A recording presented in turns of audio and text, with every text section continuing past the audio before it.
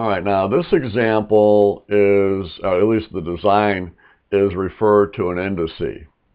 And an indice is nothing more than looking at totals, all right? And what we're looking at here are the totals year over year over year. And this is, Sally's Seashell Shelter Sales Factory. And as far as retail that she sells to, wholesale, industrial, and internet, these are the numbers that she's selling, the number of units.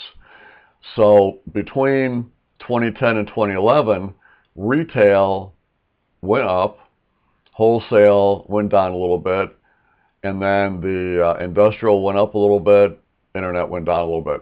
What we want to be able to do is see how much we went up or down percentage-wise. And we're using the same kind of calculation we've been doing in the past few videos to come up with this number. So we've got the actual numbers up here, and then down below we want to be able to put in then those percentages. So between 2010 and 2011, we want to put that percentage down here, see? So we start here and we say, okay, equal. And we say, okay, and then left parenthesis. Then we're going to take our recent of the two numbers, which would be the 2011, right, minus the 2010, close that off, divided by the older one, see? Got that in there? Entered in.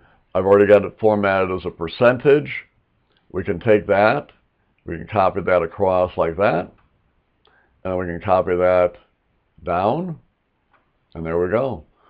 So at any of these junctures, if you're sitting there saying, well, how about industrial? Those two right there. Well, the difference between those two is that we were up 20%, see, on that.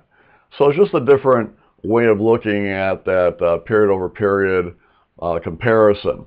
All right, so maybe this is something that you can see using. I had gotten this idea from a real estate guy that like a tycoon almost here, and he wanted his people to know how to put together worksheets like this that could compare, commercial property to residential properties that the company had that they were renting out, and making a lot of money from. So anyway, but this is just a scaled down version of it.